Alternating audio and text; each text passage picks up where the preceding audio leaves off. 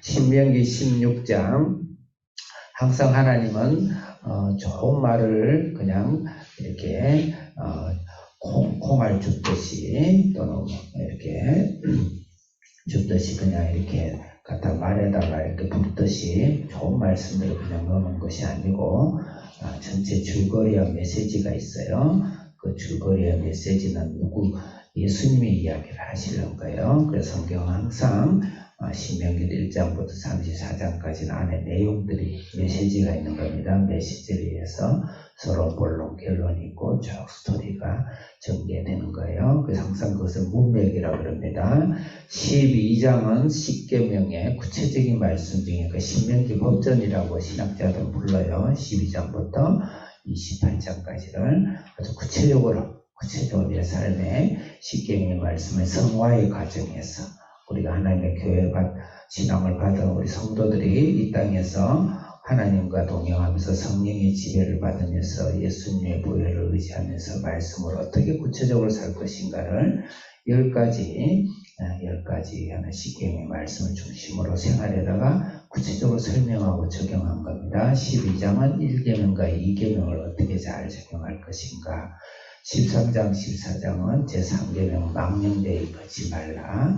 거짓 선지자와 그 다음에 우리가 정결법 무엇을 먹어라 먹지 말라. 그것은 우리 안에서 하나님 앞에서 신앙의 정결함을 말합니다. 성화되는 과정에서 정결법을 망령되이 걷지 말라. 제3의 안식일. 우리 안식일은 주일 성수만 생각하는데 그게 제일 중요하긴 해요. 그렇지만 안식일에 대해서 15장과 16장에 걸쳐서 15장은 우리가 어저께 한 말씀이 기억나죠? 안식년을 통해서 어떻게 이웃과 사회생활에 있어서 면제하고 이웃을 돕고 살아야 될 것인가.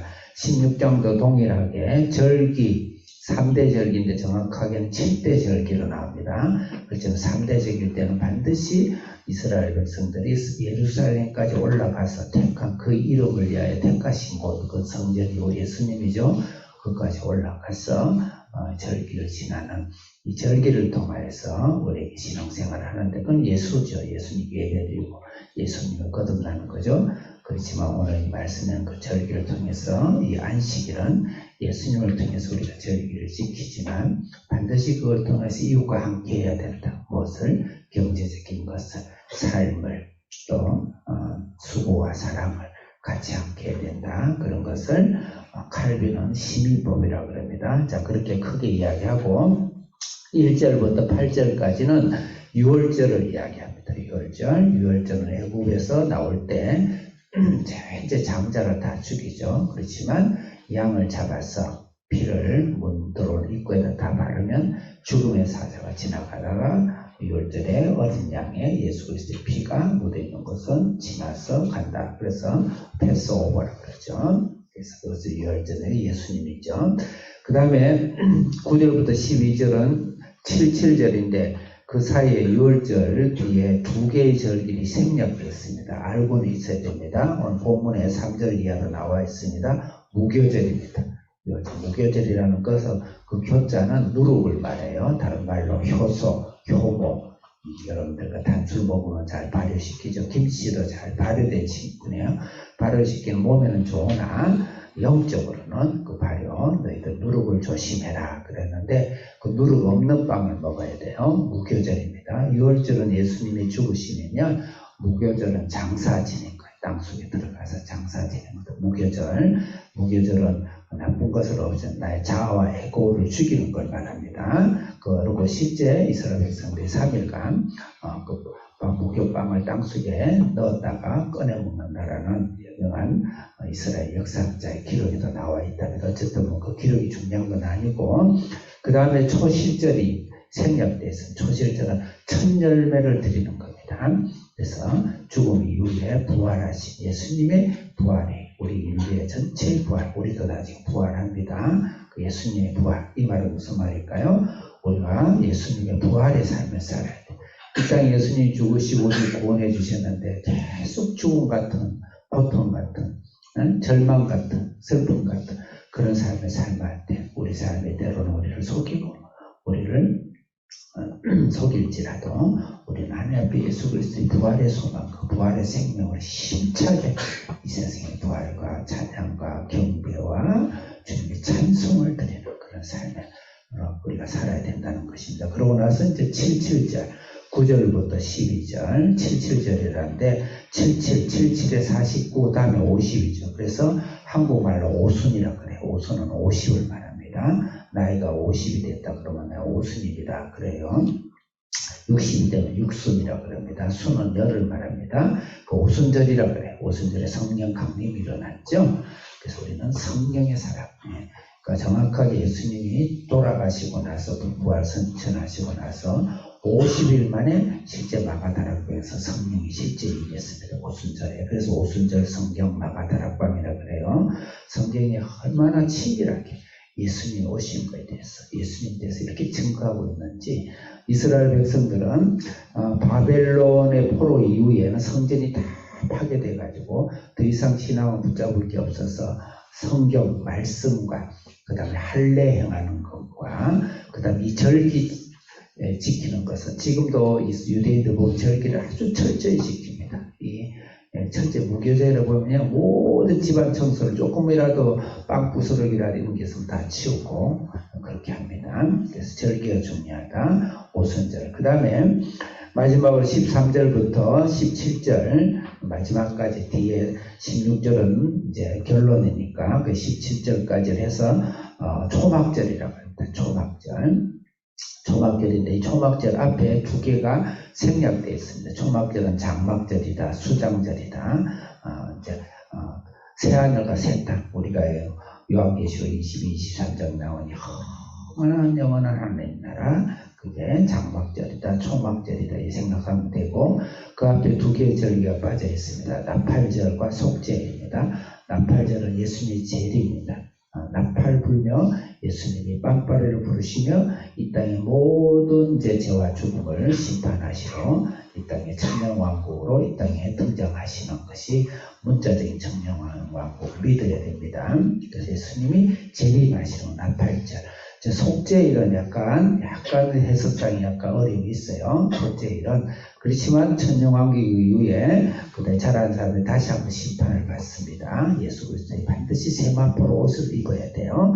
그래서 속죄일, 그 다음에 초막절은 마지막 새하늘과 새 땅이다. 이렇게 예수님께서 이 절기를 통해서 우리에게 말씀하셨는데 여기서 오는 메시지, 주 메시지는 예수님을 통하여서 택하신 곳이라는 단어가 계속 나오죠. 자, 택하신 곳 2절 읽겠습니다. 2절 시작.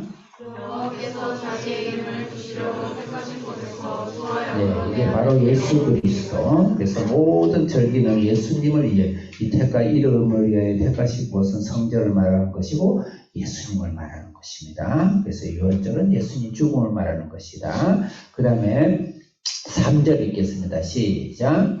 기업을 그것과 함께 먹지 말고 이래 동안은 무교병고 고난의 떡을 그것과 함께 먹으라. 먹으라는 단어, 함께 먹으라는 단어에 여러분이 주의하셔야 돼요. 계속 반복해서 나옵니다. 함께 먹으라. 이 말은 우리가 이 땅에서 예수님의 보혈을 내 혼자만 먹지 말고 다른 사람은 나눠 먹어라. 복음을 전하라.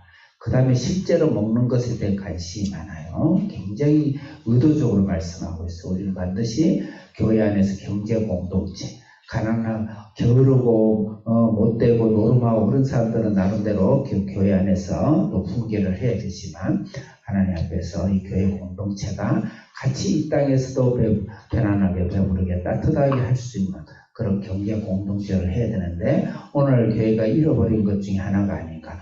그것 때문에 사탄이 등장해가지고 또 강도가 나타난 것이 바로 또 이런 것들 세수 잘못도 이게 녹음이 되면 안 되겠지만 강도가 나타난 것이 공산주의와 이슬람이다.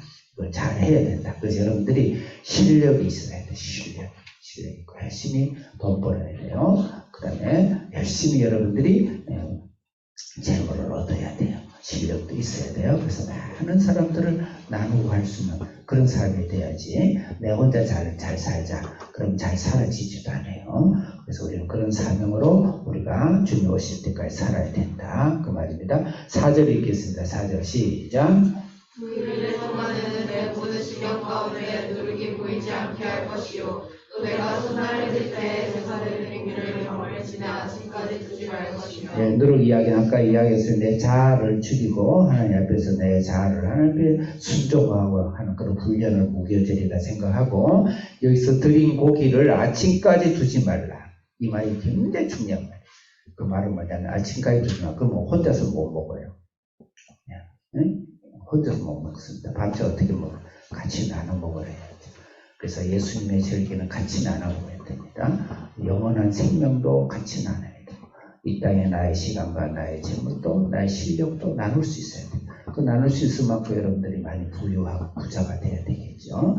그래서 우리가 열심히 살아야 됩니다. 자기 이름을 두지 말라 5절에도 나오고 6, 7절에도 나옵니다. 그 다음에 11절에도 나옵니다. 15절에도 나옵니다. 그 다음에 16절에도 나옵니다. 얼마나 많이 나옵니까? 예수님. 그 다음에 같이 먹어라. 3절에 나옵니다. 4절에 나옵니다. 7절에 나옵니다. 8절에 나옵니다. 11절에 나옵니다. 14절에 나옵니다. 그래서 여러분 이 땅에서 여러분들 때로는 어렵고 고난스럽지만 너희 형제를 위해서 하나님의 나라를 위해서 영적으로 육적으로 같이 나눔을 위해서 나는 포기하지 않냐고 오늘도 실망하지 않냐고 예수의 부활의 삶을 사시길 바랍니다. 하나님 아버지 오늘도 예수의 부활의 생명 우리 가운데 충만 장악하고 정복하고 자녀들의 머리에 주님이 기름 부어주셔서 역사하여 주시옵소서. 예수님의 이름으로 기도합니다. 아멘. 할렐루야.